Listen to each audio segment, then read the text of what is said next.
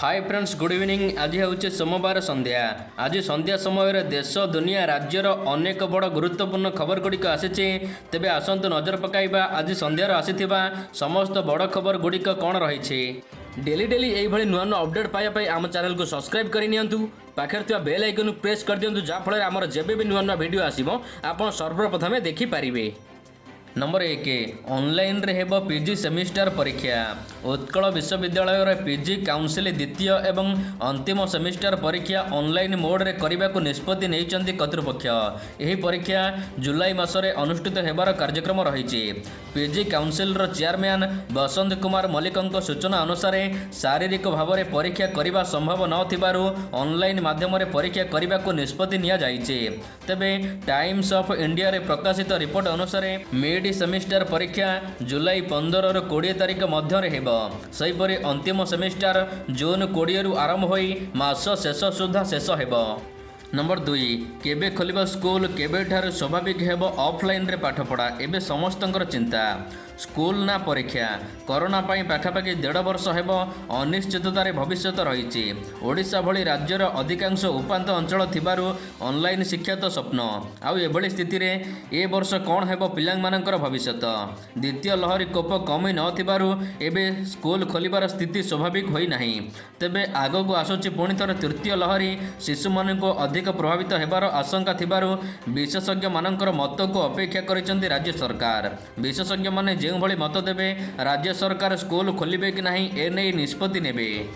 Number 3 राज्य पाई भल खबर। भुवनेश्वर किम्स हॉस्पिटल रे कार्यक्षम हैला ECMO machine. Bhubaneswar KIMS hospital रे कार्यक्षम होइचे इक्मो चिकित्सा। सफलतार सहित इक्मो मेसिन कार्यक्षम हेबा सहित हॉस्पिटल कर्तृपक्ष एने सूचना प्रदान करिसेंती। कोरोना रे आक्रांत हेबा परे फुसफुस संक्रमित हेबा कारणरो इक्मो चिकित्सा शेष भरोसा पलटिचे। यही सुविधा राज्य भितर अल्प केतक हॉस्पिटल रे उपलब्ध थिबारु गत किछि दिन भितर एकाधिक रोगी राज्य बाहर को चिकित्सा पाई जाउचंती। एबे राज्य रे भुवनेश्वर किम्स रे लागिला इक्मो मेसिन। नंबर 4 आज पुणी बढ़िला तेल दर। आज पुणी थरे देश में तेल दर वृद्धि पाई।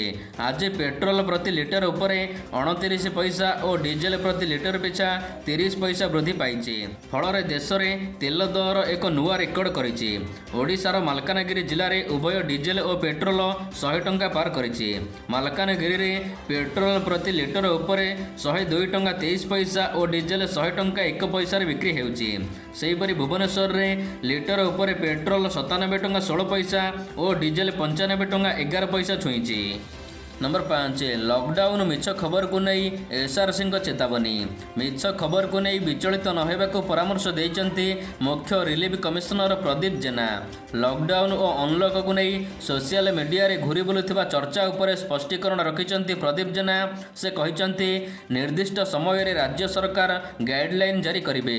लॉकडाउन और अनलॉक को नहीं चर्चा हेउथिबा बेले वर्तमान सुधा राज्य सरकार कौनसी मार्गदर्शिका जारी करि नाहांती। तेणु मिछ खबर उपरे कौन से प्रकार विश्वास करंतु नहीं बोली एसआरसी कहिचंती। नंबर 6 पूरा राज्य में सक्रिय है मौसुमी वायु। आज मध्य प्रबल वर्षा संभावना रही। अवशिष्ट अंचल को छुईला और आज सारा राज्य में मौसुमी वायु सक्रिय होइछि। गत 24 घंटा मध्य प्राय सबु जिले में वर्षा होइछि। अन्य पक्षरे उत्तर पश्चिम बंगोपसागर में सृष्टि होइथिबा लघुचाप एवं सक्रिय रहिबा सहित उत्तर पश्चिम बंगोपसागर संलग्न ओडिशा और पश्चिमबंग उपकूल में रही।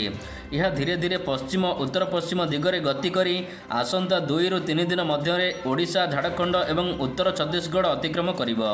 फलरे आसंता 2 दिन पर्यंत राज्य में वर्षा लगी रहिबो। 16 तारीख पर्यंत वर्षा और मेघुआ पाग लगी रहिबो बोली आंचलिक पाणीपाग विज्ञान केन्द्र पक्षर सूचना दिया जाइछि। नंबर 7 तेलंगाना मुख्यमंत्री निज राज्यर आईएएस ऑफिसर मानक पई किणिले 25 लाख टंकिया कार। कोरोना भाइरसर संकटर सम्मुखीन होगा सहित राज्य उपर 40,000 कोटी टंकार ऋण भार एवं रही। यह सहित तेलंगाना सरकार 32 जन अतिरिक्त जिलापाल निमंते महंगा कार किणिचंती। तेलंगाना सरकार निज राज्यर 32 आईएएस ऑफिसर मानक पई 32 किया कार्निलाभ कार किणिचंती। प्रति कार मूल्य आनुमानिक 25 ରୁ 30 लाख टंका हेबो।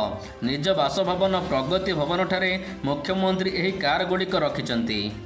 नंबर 8 सरपंच घोषणा कले रज 3 दिन निज पंचायत को सटडाउन। जाजपुर जिले में संक्रमितों संख्या वृद्धि पाउथिबारु रज 3 दिन चंडीखोल छक को सटडाउन घोषणा करिसेंती सुगुड़ा सरपंच चाचालेन स्वाई। सुगुड़ा पंचायत में कोरोना आक्रांतों संख्या वृद्धि पाउथिबारु रज पई चंडीखोल छक जनगहली हेबार आशंका रहिथिबारु सुगुड़ा सरपंच पंचायत को सटडाउन घोषणा करने सहित लिखित भाव में बड़चणा ब्लॉक बीडीओ को जणाइछंती। नंबर 9 पुराणा पूजा और स्वर्ण धान विहन चाषी माने व्यवहार करंतु नहीं। चाषी को नूतन किस्मर धान विहन दियाजिबो कहिले कृषि मंत्री। 10 वर्षरू अधिक पुराणा पूजा एवं स्वर्ण प्रजातिर धान रे रोगपोक आक्रमणर अधिक आशंका थिबारु चाषी माने एहाको यथासंभव कम व्यवहार करंतु। चाषी मानकु उन्नत मानर और अधिक उत्पादन क्षमता किस्म धान विहन जोगाई देबाकू कृषि मंत्री अरुण साहू रविवार दिन राज्य विहन निगम को निर्देश देइचंती। नंबर 10 जून 21 तारीख पर्यंत बढ़िला कोरोना कर्फ्यू। गोवा सरकार गोवा रे कोरोना कटकणा को वृद्धि करिसेंती। कोरोना कर्फ्यू को जून 21 तारीख पर्यंत वृद्धि करिसेंती गोवा सरकार। राज्य रे एबे पॉजिटिव हार 14% रु अधिक रही। यही कटकणा मध्य जरूरीकालीन सेवा को अनुमति दि जाइए।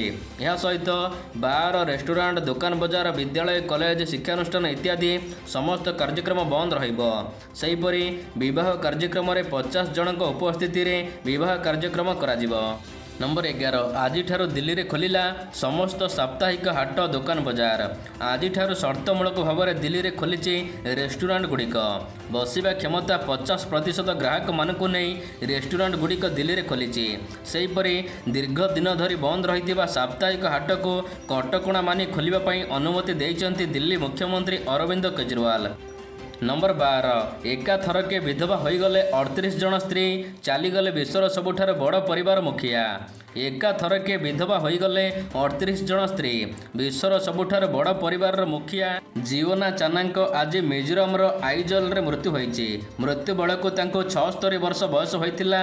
जीवनांक 38 जन स्त्री एवं 79 जन पुओ झी अछंती। मिजोराम तोतगंग गाँव में रहुथिले जीवना।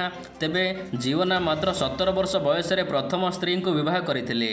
तेबे 2004 रे से शेष विवाह करथिले। तांकर मोट वर्तमान 180 जन परिवार सदस्य थिले। निज गाँव में से 4 महला कोठा निर्माण करिसंते।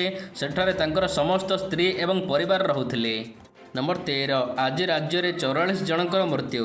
राज्य में एवं तलमुआ होइछि कोरोना ग्राफ 7% तलक खसी राज्य में संक्रमण हार। तेबे आज गोटे दिन में 68,535 जनकर नमूना परीक्षा करा जायछि। यह मध्यरु 4,339 जन नूतन आक्रांत चिन्हट होइछन्ति। अर्थात संक्रमण हार 6.33% रही। आज खोर्धा जिले में सर्वाधिक आक्रांत 700 चिन्हट होइथिया बेले कटक में 480 आक्रांत चिन्हट होइछन्ति। सेहीपरि आज गोटे दिन में 44 जनकर जीवन नेइछि कोरोना महामारी।